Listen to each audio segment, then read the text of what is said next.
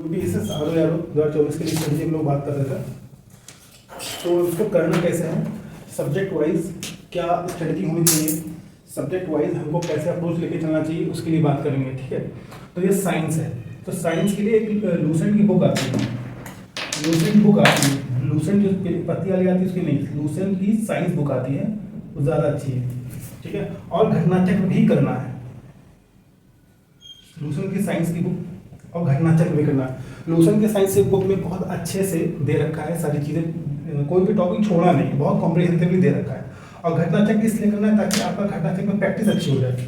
घटना चक्र is a collection of questions, तो उसमें जितने प्रीवियस पेपर क्वेश्चंस आए हैं उसके लिए बहुत अच्छा कलेक्शन है, तो आपको घटना चक्र करना ही करना है। और इसके बाद लूसेंट ऑब्जेक्टिव या टेक्स्ट बुक से जाके प्रैक्टिस करना है, सब्जेक्ट वाइज प्रैक्टिस, तो ये भी करना है आपको, सब्जेक्ट वाइज प्रैक्टिस करनी है और लूसेंट ऑब्जेक्टिव से भी प्रैक्टिस करनी है, या आप जो भी कर सके जितना भी आपके पास टाइम हो। तो लूसेंट साइंस बुक करनी है, सारे टॉपिक नहीं, जो टॉपिक यूपीएससी में लगातार पूछे जा रहे हैं उसके। ठीक है, लूसेंट ऑब्जेक्टिव करना है या टेक्स्ट बुक करना है, एक दोनों में से एक, लेकिन प्रैक्टिस जरूर होनी चाहिए ताकि आपको क्वेश्चन याद हो जाए, आपको आंसर याद हो जाए। और साइंस के लिए आपका अप्रोच होना चाहिए कि सबसे ज़्यादा बायो से सवाल आते हैं तो बायो से पढ़िए, फिर आते हैं केमिस्ट्री में सवाल आते हैं, केमिस्ट्री पर करिए, फिर आपको फिजिक्स, तो प्रायोरिटी आपका होना चाहिए bio then chemistry then physics. ठीक, उसी तरह आपका पॉलिटी वाला जो पोर्शन है, ये आप लक्ष्मीकांत मत पढ़िए, क्योंकि लक्ष्मीकांत बहुत ही बल्कि बुक है, बहुत टाइम लगेगा, लेकिन घटना चक्र जरूर पढ़ना है आपको, घटना चक्र जरूर पढ़ना है। और लूसेंट में आर्टिकल्स दे रखे हैं, सीक्वेंस में आर्टिकल्स दे रखे हैं, आर्टिकल्स दे रखे हैं, आर्टिकल्स आपको रटा होना चाहिए, आर्टिकल्स आपके रटे होने चाहिए, या फंडामेंटल राइट हो या आपका डायरेक्टिव प्रिंसिपल हो, ठीक है, या फंडामेंटल ड्यूटी हो, आपको रटा होना चाहिए किस आर्टिकल में क्या है, क्योंकि आर ओ हमेशा सवाल पूछते हैं यहाँ से। उसके बाद लूसेंट ऑब्जेक्टिव्स, इसके लिए भी आप प्रैक्टिस कर सकते हो, इसके लिए भी आप प्रैक्टिस कर सकते हो। पॉलिटी से अच्छे खासे सवाल आते हैं, लगभग 15 से 20 सवाल आपके पॉलिटी से आते हैं, और सेम रेशियोज में भी लगभग 20 सवाल 20 क्वेश्चन आपके साइंस से आते हैं, तो आपको बहुत अच्छे से प्रिपेयर होना चाहिए। उसके बाद अगर हम ज्योग्राफी की बात करें, ज्योग्राफी जो है, ज्योग्राफी आपको घटना चक्र ही पढ़ना है, ज्योग्राफी आपको घटना चक्र से ही पढ़ना है, लेकिन आपको मैप के साथ पढ़ना है, आपको मैप अच्छे से तैयार होना चाहिए, मैप बहुत अच्छे से तैयार होना चाहिए, चाहे वो इंडिया का मैप हो चाहे वर्ल्ड का मैप हो, मैप सवाल हमेशा 3 से 4 सवाल आते ही आते हैं।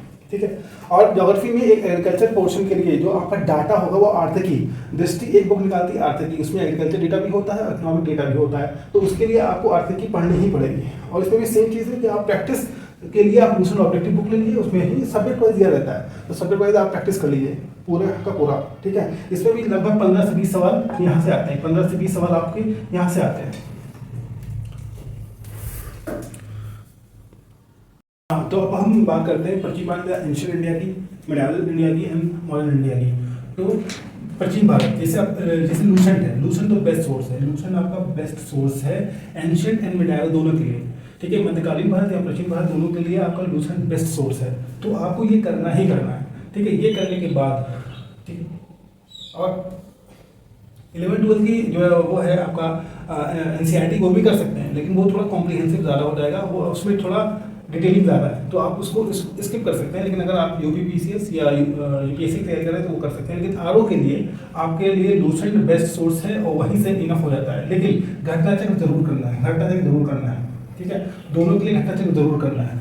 ठीक है, और उसके बाद करने के बाद लूसेंट ऑब्जेक्टिव से प्रैक्टिस करनी है, या टेक्स्ट बुक का ऐप से आप कोई वो ले लीजिए, टेस्ट सीरीज ले लीजिए, तो टेक्स्ट बुक की टेस्ट सीरीज भी कर सकते हैं, वो भी अच्छा है, वो भी अच्छा है, लेकिन लूसेंट ऑब्जेक्टिव से जरूर करिए, लूसेंट ऑब्जेक्टिव से जरूर करिए, वो ज़्यादा बेटर है। लेकिन टेक्स्ट बुक अगर कर सकते हैं टेक्स्ट बुक से करिए, कोई दिक्कत नहीं। उसके बाद सबसे ज़्यादा ज़रूरी है कि जो इवेंट्स हो रहे हैं प्राचीन भारत एंशिएंट इंडिया मिडावल इंडिया में, जो भी इवेंट्स हो रहे हैं, जैसे वॉर हो रही है, बैटल हो रहा है, या कोई बुक लिखी जा रही है, या कौन सा राजा कब आया, कनिष्का है, चंद्रगुप्त सेकंड है, ठीक है, या अशोका है, तो उसका सीक्वेंस पता होना चाहिए, और उनके कार्यकाल में कौन से इवेंट्स हो रहे हैं जो सबसे ज़्यादा इंपॉर्टेंट है। ठीक है, कौन सी बुक लिखी जा रही है, ठीक है, और वो बुक किसके बारे में बता रही है, कोई इंस्क्रिप्शन है, अभिलेख है, ठीक है, वो सारी, या बैटल है, वो सारों का इवेंट्स आपको पता होना है, क्योंकि अब आरओ में इवेंट बेस्ड सवाल बहुत आ रहा है, या क्रोनोलॉजी में लगाने को बहुत आ रहा है, तो समय अनुसार उसको लगाना पड़ेगा। अगर 4 इवेंट्स दे देगा तो बोलेगा इसको सीक्वेंस में लगाओ, तो आपको पता होना चाहिए। ठीक, तो आपको लूसेंट सबसे बेस्ट सोर्स है, एंशिएंट इंडिया के लिए भी, मिडिवल इंडिया के लिए भी, घटनाचक दोनों के लिए बहुत अच्छा सोर्स है, क्योंकि अच्छे आपको कलेक्शन मिल जाएंगे और उस क्वेश्चन को आप अच्छे से 3 से 4 बार पढ़िए। घटनाचक की किताब को 3 से 4 बार पढ़ना चाहिए। उसके बाद दूसरे ऑब्जेक्टिव से आप प्रैक्टिस कर लीजिए या टेक्स्ट बुक से प्रैक्टिस कर लीजिए। उसके बाद इवेंट्स पर जरूर फोकस करिए। इवेंट्स में क्या, जैसे बुक्स है, बैटल्स है, ये सारी चीज़ें, ठीक है, या इंस्क्रिप्शन है, वो सारी चीज़ें, इन सब पे आपको फोकस करना चाहिए। और ये कौन सा इवेंट कब हो रहा है वो आपको याद होना चाहिए। भले टाइम पीरियड ना याद हो, लेकिन आपको सीक्वेंस पता होना चाहिए कौन सा कब। जैसे भाई मगध पहले आए, गुप्ता बाद में आए, तो उसमें कौन कौन से राजा हैं तो पहले आए होंगे, बाकी गुप्ता वाले बाद में आए होंगे। तो इस तरह से आपको एक ब्रॉड आउटलाइन पता होना चाहिए। उसी तरह राष्ट्रीय आंदोलन या मॉडर्न हिस्ट्री में आपको घटनाचक्र इनफ है, घटनाचक्र इनफ है, ठीक है। अगर घटनाचक्र से आपको नहीं करना है तो स्पेक्ट्रम कर सकते हैं, ठीक है, लेकिन तब भी घटनाचक्र करना ही पड़ेगा, क्योंकि घटनाचक्र में आपको बहुत अच्छे कलेक्शन मिल जाते हैं, ठीक है, कलेक्शन अच्छे मिल जाते हैं। लेकिन स्पेक्ट्रम में आपको अच्छे सीक्वेंस ऑफ इवेंट्स मिल जाते हैं जो पूरा डिटेलिंग दे रखी है, चैप्टर वाइज डिटेलिंग दे रखी है एकदम टाइम फ्रेम में। तो आपको, लेकिन मुझे लगता है घटनाचक्र इनफ है आरओ के लिए, ठीक है। लेकिन इसको भी आपको प्रैक्टिस करना पड़ेगा लूसेंट या टेक्स्ट बुक से। लूसेंट या टेक्स्ट बुक इसलिए बोल रहा हूँ बार बार, क्योंकि उसमें सब्जेक्ट वाइज अच्छे क्वेश्चन का कलेक्शन है और वो अच्छे से प्रैक्टिस करवा देता है। अब जो है, अगर अर्थशास्त्र की बात करेंगे, इकोनॉमिक्स की बात करेंगे, तो सबसे अच्छा सोर्स घटनाचक्र है, ठीक है, सबसे अच्छा सोर्स घटनाचक्र है अर्थशास्त्र के लिए। लेकिन इकोनॉमिक्स जब भी आप घटनाचक्र पढ़िए तो डेटा बिल्कुल अवॉइड करिए। डेटा पुराना होता है, अगर करंट का डेटा है, बॉक्स में दे रखा है, घटनाचक्र में जब सवाल लगाओगे तो नीचे बॉक्स दिया रहेगा, उस बॉक्स में अगर डेटा दे रखा है करंट का तो आप उसको याद करिए, अदरवाइज डेटा बिल्कुल छोड़ दीजिए। लूसेंट की भी अच्छी बुक है, लूसेंट भी में भी इकोनॉमिक्स अच्छा दे रखा है, उसमें खासकर एक स्कीम, आप जो स्कीम दे रखे ना, तो अक्सर यूपीपीसीएस आरओ स्कीम पूछता है सीक्वेंस में, या दे देगा कि आप 4 स्कीम दे देगा और 4 डेट दे देगा, बोलेगा मैच कराओ सॉरी, ठीक है, 4 स्कीम दे देगा, 4 डेट दे देगा, कह रहेगा मैच कराओ। तो आपको अगर स्कीम की डेट याद है, कौन सी स्कीम कब लॉन्च हुई, तो आप डेट आराम से मैच करा ले जाओगे। और लूसेंट में अच्छे से दे रखा है, वो सीक्वेंस वाइज दे रखा है, ठीक है। उसके बाद लूसेंट ऑब्जेक्टिव का यहाँ पे भी प्रैक्टिस के लिए बेस्ट है, आप प्रैक्टिस करिए अच्छे से, लेकिन डेटा को इग्नोर करिए, डेटा को आप इग्नोर करिए। डेटा के लिए आप आर्थिकी, ठीक है, डेटा के लिए आप आर्थिकी ले लो।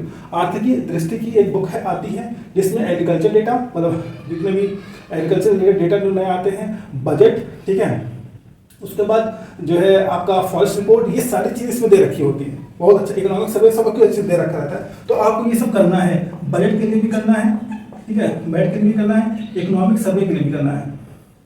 और जो बजट यूपी का आता है वो भी इसमें अच्छे से दिया रहता है, यूपी का भी बजट दिया रहता है, उसके बाद नेशनल बजट भी दिया रहता है, यूपी का इकोनॉमिक सर्वे भी रहता है और नेशनल इकोनॉमिक सर्वे भी रहता है। ये सारा आपको पढ़ना है आर्थिकी के उससे, बुक से। उसके बाद अगर हम पर्यावरण की बात करें, पर्यावरण से लगभग 10 सवाल आते हैं और बहुत ईजी होते हैं, 8 से 10 सवाल आते हैं, ईजी होते हैं। ये आप घटनाचक्र से अच्छे से हो जाएगा, घटनाचक्र से बहुत अच्छे से हो जाएगा, ठीक है। और लूसेंट ऑब्जेक्टिव कर लीजिएगा तो कॉम्प्रिहेंसिवली पूरा कंप्लीट हो जाएगा। पर्यावरण से एक भी सवाल नहीं छूटे, 8 से 10 सवाल आते हैं। फिर यूपी स्पेशल पढ़ना है, यूपी स्पेशल से 4 से 5 सवाल आता है, वो भी ज़रूरी नहीं है। इसके बावजूद भी यूपी स्पेशल पढ़ते जाना चाहिए, ताकि हमको जो है जब मेंस होगा उसमें सवाल रहते हैं, जरूर से रहते हैं यूपी स्पेशल के, तो वहाँ पे हमको हेल्प मिले, ठीक है।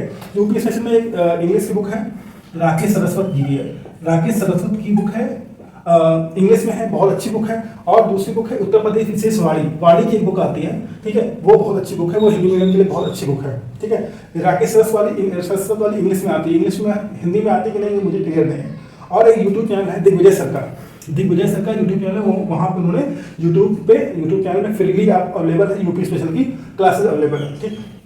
उसके बाद सेंसस के लिए भी आपको आर्थिकी ही पढ़नी है। आर्थिकी में लास्ट में सेंसस का भी दिया रहता है, 2021 में सेंसस आना चाहिए, लेकिन आया नहीं, लेकिन तो वही 2011 वाला डेटा उसमें अच्छे से आर्थिकी में दिया हुआ है, ठीक है। अगर किसी के पास पुरानी बुक है तो उससे पढ़ सकता है, कोई दिक्कत नहीं है। अब थोड़ी सी रीजनिंग और मैथ के भी कुछ सवाल आते हैं, ठीक है, बहुत बेसिक सा आता है, तो उसके लिए आपको पीवाईक्यू फॉलो करना है। प्रीवियस ईयर पेपर जितने भी आए हुए हैं उसको लगा डालेंगे अच्छे से, उससे बाहर की रीजनिंग नहीं आएगी। 8 से 10 सवाल रहता है रीजनिंग और बेसिक मैथ का, तो 8 से 10 सवाल आपका प्रीवियस पेपर से हो जाएगा। अगर किसी को दिक्कत होती है तो यूट्यूब पे एक चैनल है, यूपी उत्कर्ष यूट्यूब चैनल के नाम से है, वहाँ पे इन लोगों ने रीजनिंग और मैथ अच्छे से पढ़ा रखा है, तो कोई दिक्कत नहीं है।